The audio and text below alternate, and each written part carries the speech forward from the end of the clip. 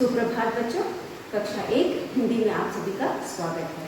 बच्चों, हमने अपने पिछले वीडियो में पढ़ा था व्याकरण का पाठ 8। बच्चों, व्याकरण में हमने पढ़ा था वचन, तो आज हम वचन को दोहराएंगे। उसके बाद आज हम पढ़ेंगे नया विषय, वो है अनुच्छेद लेखन। तो बच्चों, हमारा आज का अगला पाठ होगा अनुच्छेद लेखन। तो अनुच्छेद लेखन करने से पहले बच्चों, हमने जो पिछले वीडियो में पढ़ा था उसे एक बार दोहराएंगे और फिर उसके बाद हम अनुच्छेद लेखन करेंगे। तो बच्चों, हमने अपने पिछले वीडियो में व्याकरण में पढ़ा था पाठ 8 वचन। वचन में हमने पढ़ा था पाठ 8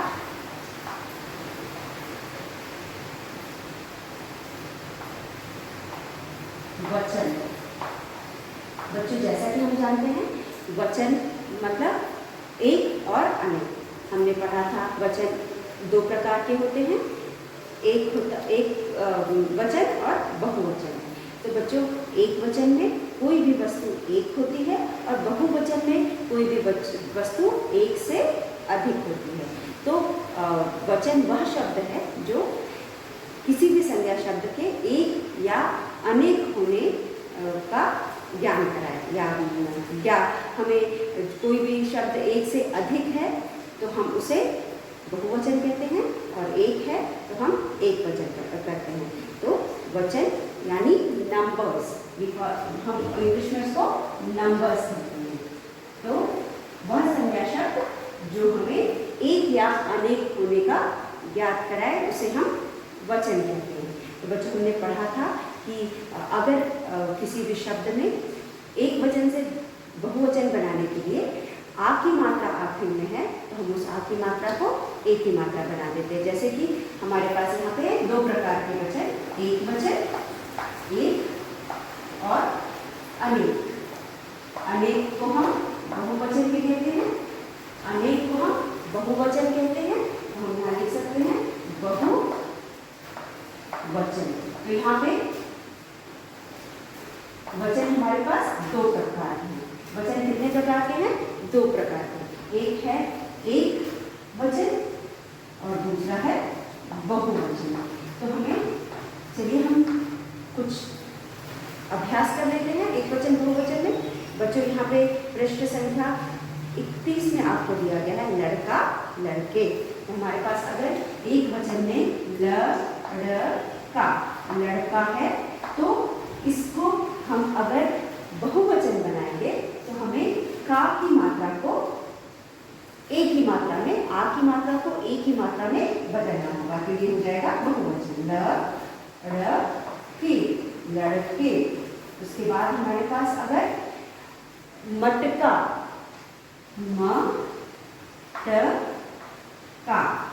यहाँ पे मटका पे आ की मात्रा है तो हो जाएगा मटके। तो ये हो जाएगा बहुवचन। तो बच्चों, किसी भी शब्द में शब्द के आखिर में अगर आ की मात्रा है और हमें उसे बहुवचन बनाना है तो उस आ की मात्रा को हटा के हम एक ही मात्रा लिखते हैं। उसी तरह बच्चों, अगर हमारे पास घड़ा है तो हम क्या करेंगे? घड़ा को हम बना देंगे घड़े। क्या हो जाएगा? ये घड़े। तो बच्चों, इस तरह से हम एक वचन को बहुवचन बनाते हैं। तो हमने बहुत सारे अभ्यास कार्य किए थे जिसमें हमने सीखा था कि किस तरह से हम एक वचन को बहुवचन बनाते हैं। तो ये सब संज्ञा शब्द हैं जिनमें हम कुछ बदलाव करके हम एक वचन से बहुवचन बना देते हैं। एक वचन का अर्थ है एक और बहुवचन का अर्थ होता है एक से अधिक, चाहे वो 2, 3, 4, 5 जितना भी हो।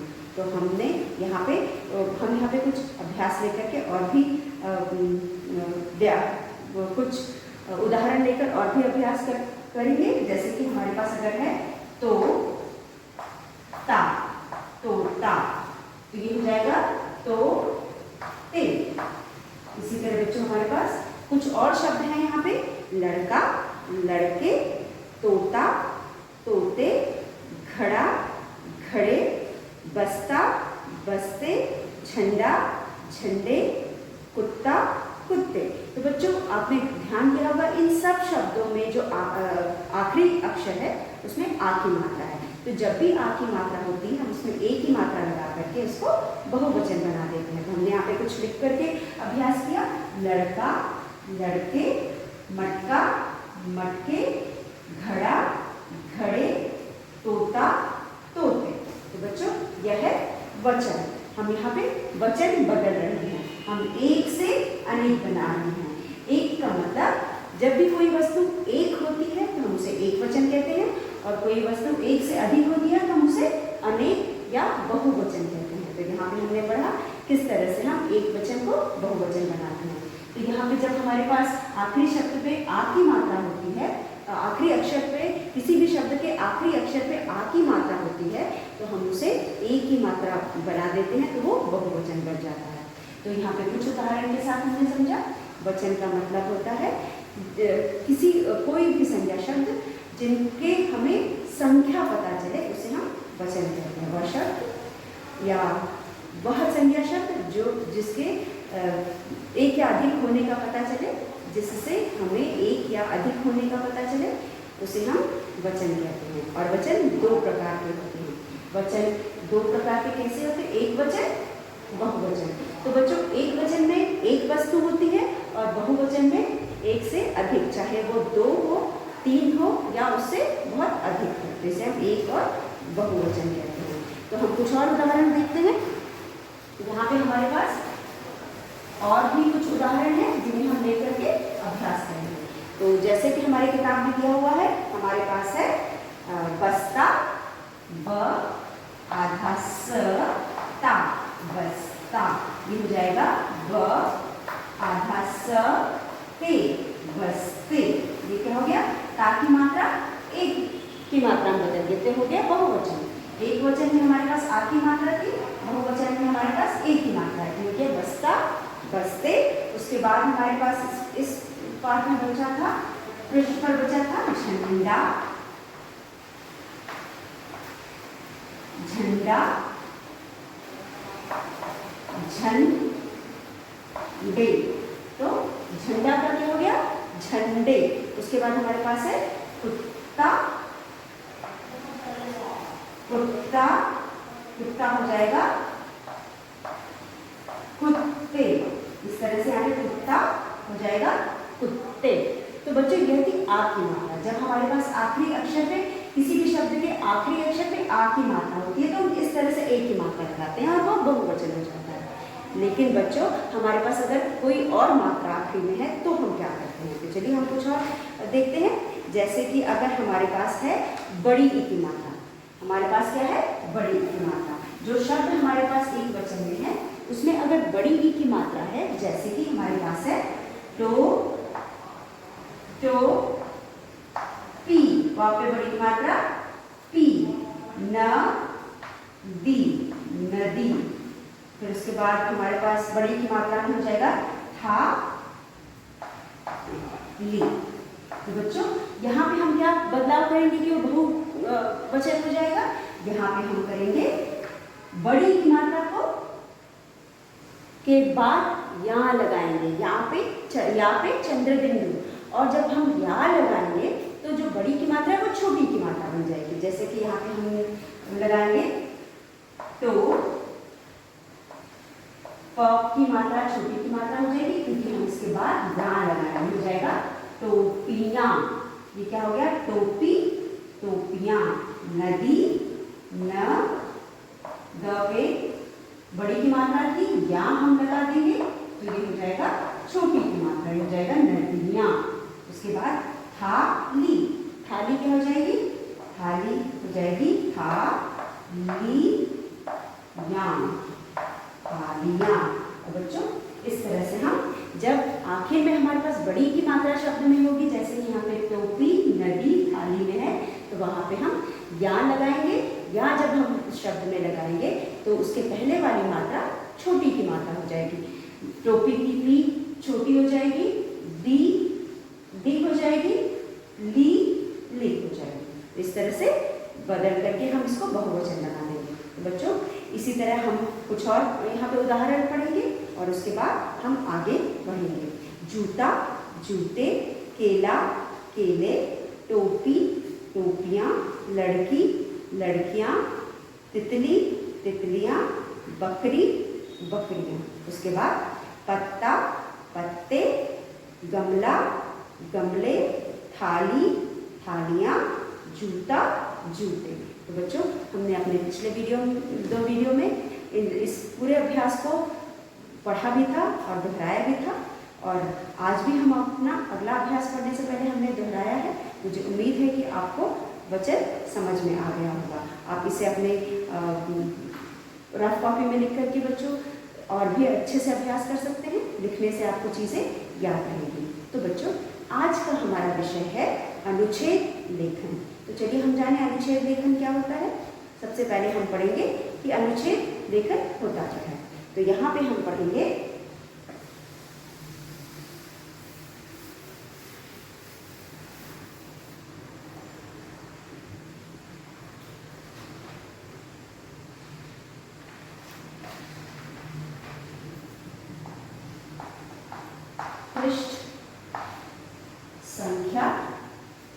पृष्ठ संख्या 46 पर है बच्चों हमारे पास अनुच्छेद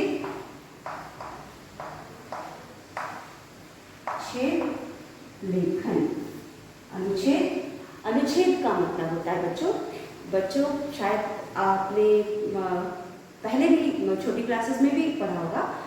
किसी भी विषय पर जो भी हमारे मन में विचार या भाव आते हैं उन्हें हम कुछ पंक्तियों में या कुछ लाइन्स में जब लिखते हैं और उसके बारे में, उस चीज़ के बारे में बताते हैं तो हम उसे अनुच्छेद लेखन कहते हैं। तो बच्चों जैसे कि किसी भी चीज़ को, आपके खिलौने हो गए या फिर आपका प्रिय वस्तु हो गया, आपके मित्र हो गए, आप अपने माँ के बारे में लिख सकते हैं, पिता के बारे में लिख सकते हैं। किसी भी चीज़ के बारे में आपको जब कोई भी विषय दिया जाता है आप उसके बारे में सोचते हैं और उसके बारे में कुछ पंक्तियाँ लिखते हैं। जो आपके मन में, उस चीज़ के बारे में सोचने पे आपके मन में जो भी भाव आते हैं या फिर विचार आते हैं, उन विचारों को जब कुछ पंक्तियों में लिखते हैं, आप पंक्तिबद्ध तरीके से लिखते हैं, मतलब आप 1 2 3 करके कुछ लाइन्स में लिखते हैं, तो उसे हम कहते हैं अनुच्छेद लेखन।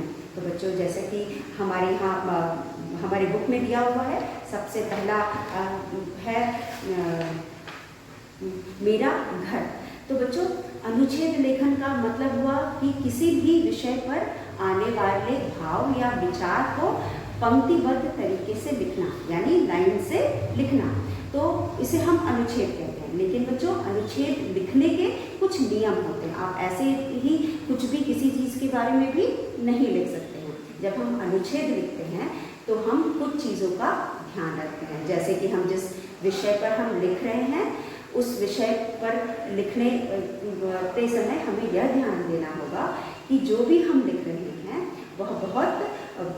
वह लाइन्स या वह पंक्तियाँ बहुत लंबी नहीं होंगी। मतलब हम छोटे छोटे वाक्यों में चीज़ों को लिखेंगे। जो भी हम लिख रहे हैं उसे छोटे छोटे वाक्यों में लिखेंगे और उसके बाद उसको पंक्तिबद्ध तरीके से लिखेंगे, मतलब लाइन्स में लिखेंगे। लाइन से लिखने में क्या होता है कि हमको याद करने में भी आसानी होती है और हमको लिखने में भी आसानी होती है। तो इसीलिए उसे हम पंक्तिबद्ध तरीके से लिखेंगे और फिर एक के बाद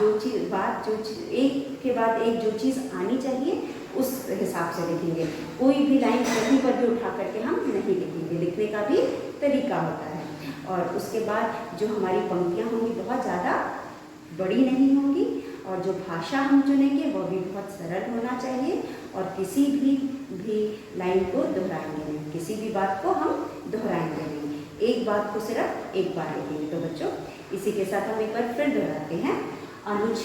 अनुच्छेद का मतलब होता है किसी भी विषय पर या चित्रों द्वारा भी, कभी कभी हम चित्रों को देख करके भी उसके बारे में लिखते हैं, या फिर सिर्फ विषय दिया है तो भी अगर जब हम उसके बारे में लिखेंगे कुछ पंक्तियाँ लिखना, किसी भी विषय पर कुछ पंक्तियाँ लिखना।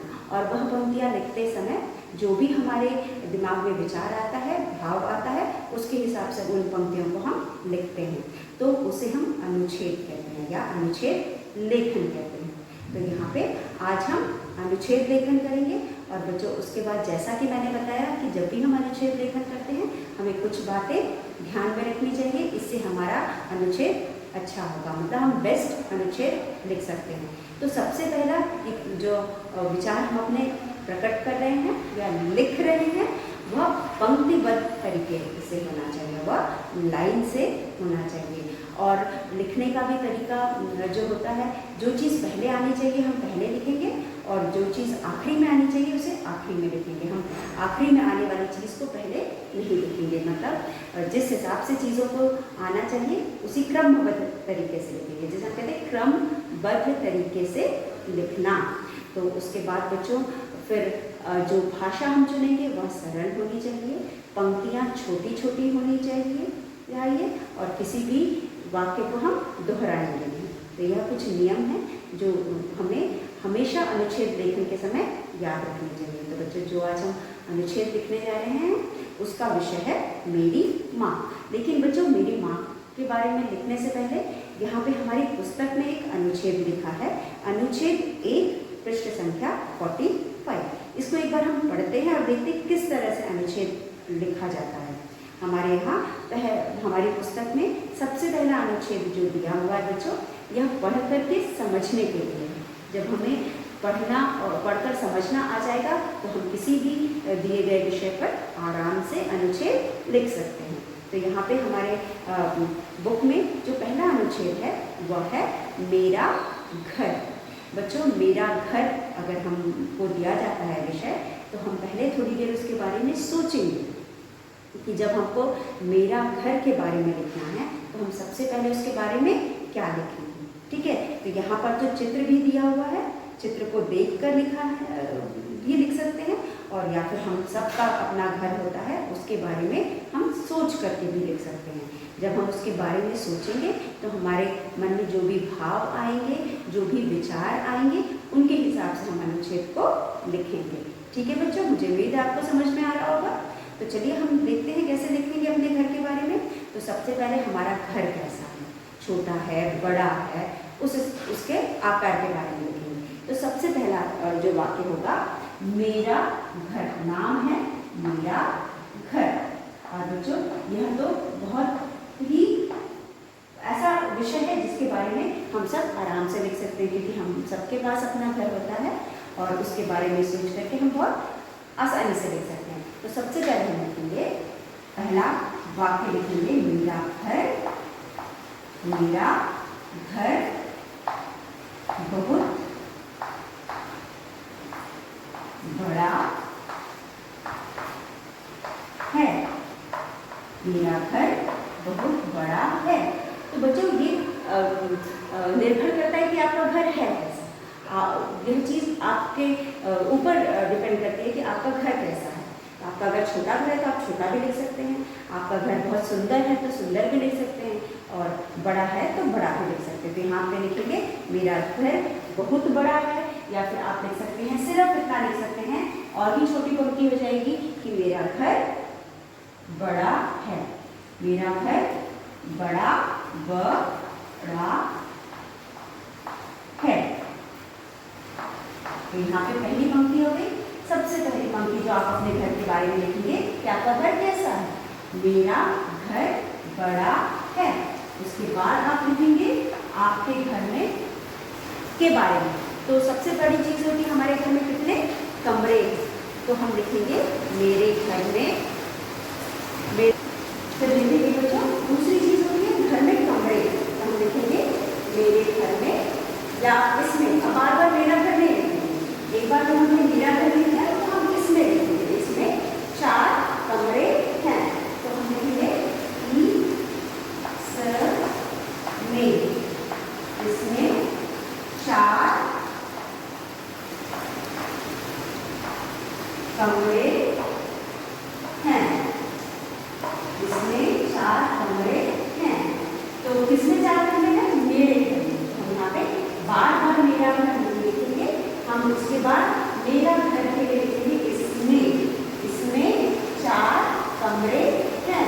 तो बच्चों इस तरह से ही इसे हम एक एक करके हमारे घर के बारे में लिखेंगे। उसके बाद हम लिखेंगे घर के बाहर बगीचा है या पेड़ है, वो लिख सकते हैं। मेरे घर के सामने एक छोटा सा बागीचा है, ये भी लिख सकते हैं। तो तीसरे में लिखेंगे घर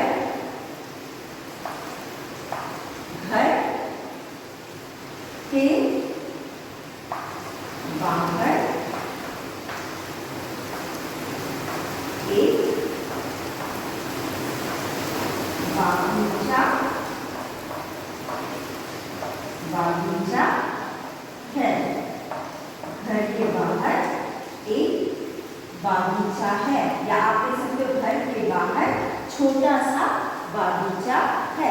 एक बागीचा के लिए आप छोटा सा बागीचा ले सकते हैं। उसके बाद तीसरा है, चौथा है घर के बाहर एक बागीचा है।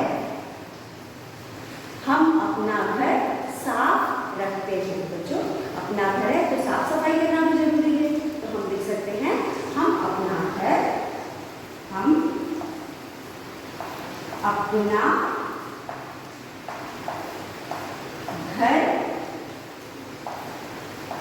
साफ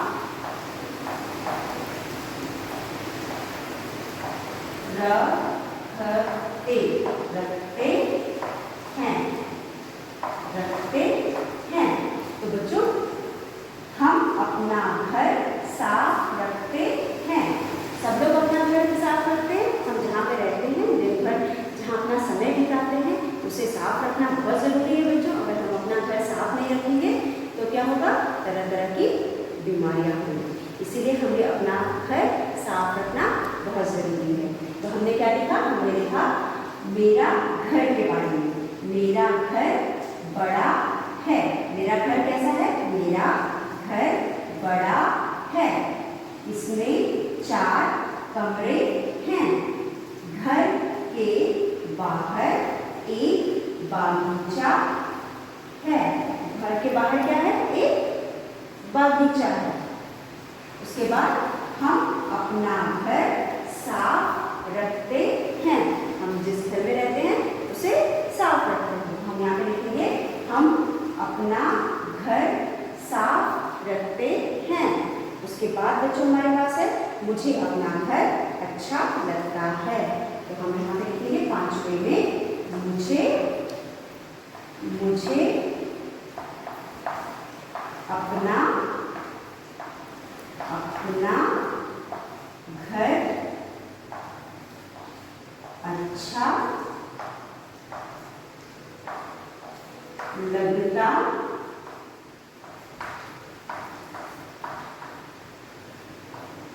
है। तो बच्चों, इस तरह से हम किसी भी विषय पर कुछ पंक्तियां लिख सकते हैं और इसे हम कहते हैं अनुच्छेद लेखन। तो आज हमने सीखा किस तरह से हम अनुच्छेद लिख सकते हैं। तो बच्चों, चलिए हम इसको एक बार फिर से दोहराते हैं। यहाँ पे हमने लिखा मेरा घर। मेरा घर बच्चों ऐसी जगह है जो हम सबको पसंद होती है। हम पूरे दिन के बाद काम करने जाते हैं या स्कूल जाते हैं, फिर वहाँ थक खा करके अपने घर आते हैं और अपने घर ही हमको सुकून मिलता है। तो यह विषय ऐसा है जो जिसके बारे में सब लोग बहुत आसानी से लिख सकते हैं। तो यहाँ पे हम, क्योंकि हम बहुत छोटे हैं, हम एकदम सिंपल चीज़ें लिखेंगे, एकदम ईजी चीज़ें जो बहुत हम आसानी से लिख सकते हैं और जो पंक्तियाँ एकदम हमारे घर को सूट करती है या हमारे घर के हिसाब से। और किसी भी विषय को के हिसाब से है। तो हम यहाँ पे क्या लिखेंगे? मेरा घर बड़ा है। सबसे पहले हम अपने घर के बारे में लिखेंगे कि हमारा घर कैसा है, छोटा है, बड़ा है, सुंदर है, बहुमंजिला है, हम कुछ भी लिख सकते हैं, जैसा भी हमारा घर है। तो हम यहाँ पे लिखेंगे मेरा घर बड़ा है। उसके बाद दूसरी लाइन है हमारी, इसमें, क्योंकि बच्चों बार बार मेरा घर हम नहीं लिखेंगे। जब भी हम अनुच्छेद लिखते हैं बार बार हम उसी जो विषय है उसी को बार बार हम नहीं लिखते, उसके बाद फिर हम उसकी जगह पे सर्वनाम यूज करते हैं।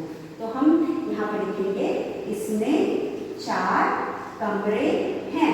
इसमें कितने कमरे हैं? अगर आपके घर में कम कमरे हैं या इससे ज़्यादा कमरे हैं तो आप वह भी लिख सकते हो। तो आप अपने हिसाब से भी इसको लिख सकते हो। इसमें 4 कमरे हैं। घर के बाहर एक बागीचा है। घर के बाहर एक बगीचा है। हम अपना घर साफ रखते हैं, क्योंकि हम उस घर में रहते हैं, दिन भर अपना पूरा समय इसी में बिताते हैं। अगर हम अपना घर साफ नहीं रखेंगे तो हम बीमार पड़ जाएंगे। इसलिए यह विषय भी बहुत ज़रूरी है कि हमें अपना घर साफ रखना चाहिए। तो हम अपना घर साफ रखते हैं। उसके बाद है मुझे अपना घर अच्छा लगता है। तो बच्चों, यह ऐसी जगह है जो हर एक को अपना घर अच्छा लगता है। यहाँ पे आके हमें सुकून मिलता है, आराम मिलता है और हमारी दिन भर की थकावट दूर हो जाती है। तो बच्चों, इस तरह से हम किसी भी विषय पर कुछ पंक्तियाँ लिख सकते हैं। तो जैसा कि मैंने बताया, हम माँ के बारे में लिखेंगे। हमारा आज का विषय है मेरी माँ। तो बच्चों, हमने अब सीख लिया कैसे अनुच्छेद रेखा लिखते हैं। उसके बाद हम जो विषय हमको लिखना है उस पर विचार करेंगे। तो यहाँ पे हमारा आज का विषय है मेरी माँ। ये भी ऐसा विषय है जिसके बारे में हम सब लिख सकते हैं। हम सबके पास माँ होती है, हम सबकी माँ होती है, तो हम माँ के विषय में बहुत आसानी से लिख सकते हैं। तो चलिए एक बार विचार कर लेते हैं, फिर आप इसको अपने आप लिख करके मुझे दिखाओगे। तो बच्चों, यहाँ पे है माँ के बारे में। तो आप माँ के बारे में सबसे पहले लिखोगे तो क्या लिखोगे? मेरी माँ का नाम लिखोगे। आप अपनी माँ का नाम लिखोगे। हम किसी भी चीज़ के बारे में लिखते हैं तो सबसे पहले पंक्ति में उसका नाम लिखते हैं, वह या फिर वह कैसा है या कैसा दिखता है उसके बारे में लिखते हैं। तो यहाँ पे क्योंकि हम किसी व्यक्ति के बारे में लिख रहे हैं तो उसका सबसे पहले नाम लिखेंगे। तो यहाँ पे हम अपनी माँ के बारे में लिख रहे हैं, अगर पिताजी के बारे में लिखते हैं तो भी हम नाम लिखते हैं। तो हम यहाँ सबसे पहले पंक्ति में लिखेंगे मेरी माँ का नाम, जो भी आपकी माँ का नाम है, क्योंकि सबकी माँ का नाम अलग अलग है, तो आप अपनी माँ का नाम लिखेंगे। मेरी माँ का नाम डैश है। तो आप उस जगह पे मेरी माँ के नाम के बाद अपनी माँ का नाम लिखेंगे।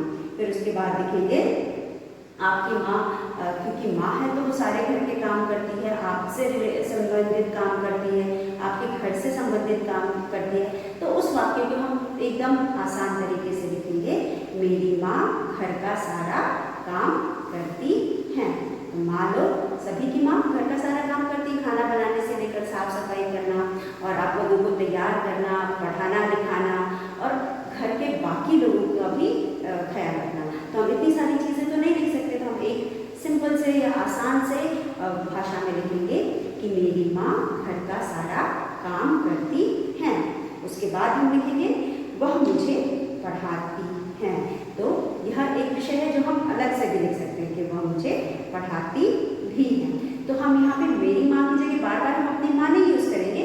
दूसरे वाक्य में हमने एक वाक्य में लिखा मेरी माँ का नाम, फिर दूसरों में लिख दिया वह घर का सारा काम करती है, फिर तीसरे वाक्य में लिखा हमने कि वह मुझे पढ़ाती भी है, क्योंकि हम बच्चों को पढ़ाना माँ का एक मुख्य काम होता है और वह काम भी माँ करती है। अधिकतर माएँ बच्चों को अपने पढ़ाते हैं। तो आप यह वाक्य भी लिख सकते हैं कि वह घर का सारा काम करती हैं, वह मुझे पढ़ाती भी है। उसके बाद हम लिखेंगे मेरी माँ बहुत अच्छी है या फिर मेरी माँ बहुत अच्छा खाना बनाती है। हम यह भी लिख सकते हैं क्योंकि माँ लोगों का काम होता है कि वह अपना अच्छे अच्छे खाने बनाकर के घर में रहने वाले सभी लोगों का मन मोहे या सबको खुश रखें, क्योंकि खाना तो एक मुख्य चीज़ है जो कि हम सबको बहुत पसंद होता है। तो माँ बहुत अच्छा खाना बनाती है या माँ के कोई और शौक हैं या गुण हैं वो भी आप लिख सकते हैं। फिर आखिरी में बच्चों जैसा कि हम लिखते हैं कि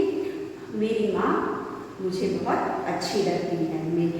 तो आप माँ से संबंधित आपको आपकी माँ कैसी लगती है, आपको जैसे कि हमने अभी इसमें लिखा था कि मेरा घर बहुत अच्छा है, तो उसी तरह जब आप माँ के बारे में लिखोगे तो आप लिखोगे मेरी माँ बहुत अच्छी है या मेरी माँ मुझे बहुत अच्छी की जगह प्यारी शब्द यूज़ करोगे।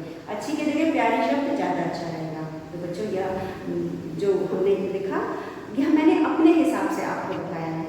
बच्चों माँ के बारे में मैंने अपने हिसाब से बताया, आप चाहें तो उनसे अपने शब्दों में भी लिख सकते हैं। तो एक बार फिर हम दोहराते हैं। सबसे पहले हम माँ का नाम लिखेंगे। जब सबसे यह मेरी माँ के बारे में मैंने ये आपको लिखना सिखा दिया मेरे घर के बारे में, ठीक है, मेरा घर विषय पे। तो अब आपको अनुच्छेद लिखना आ गया और मेरी माँ तो ऐसा विषय है जो सभी लोग लिख सकते हैं, इसलिए आप मुझे अपनी माँ के बारे में 5 पंक्तियाँ लिख करके दिखाओगे। पंक्तियाँ मतलब लाइन्स। जैसा कि मैंने बताया, अभी मैंने आपको बताया भी, आप किस तरह से अपनी माँ के बारे में लिख सकते हो। तो मेरी माँ सबसे पहले लिखोगे नाम, अपनी माँ का क्या लिखोगे, नाम लिखोगे। मेरी माँ का नाम, जो भी आपकी माँ का नाम है वो लिखोगे। उसके बाद लिखोगे मेरी माँ घर के सारे काम करती है, लिखोगे, क्योंकि माँ सभी माएँ अपने घर की काम करती हैं। या फिर अगर आपकी माँ कुछ और भी जॉब भी करती है, नौकरी भी करती है, तो आप लिख सकते हो मेरी माँ घर का सारा काम करती है और मेरी माँ एक टीचर भी है। या मेरी माँ कुछ और काम करती है तो वो भी आप लिख सकते हो। फिर उसके बाद मेरी माँ मुझे पढ़ाती भी है, ये भी लिख सकते हो आप। फिर उसके बाद माँ के बारे में, मेरी माँ को कोई काम अगर आपकी माँ को बहुत पसंद है करना, वो लिख सकते हो।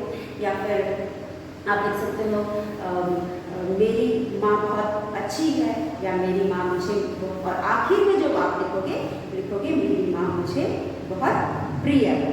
तो बच्चों इस तरह से आप अनुच्छेद लिख सकते हो और यह मेरी माँ विषय पर आप लिख करके मुझे दिखाओ। तो बच्चों इसी के साथ आज का वीडियो समाप्त करते हैं। धन्यवाद।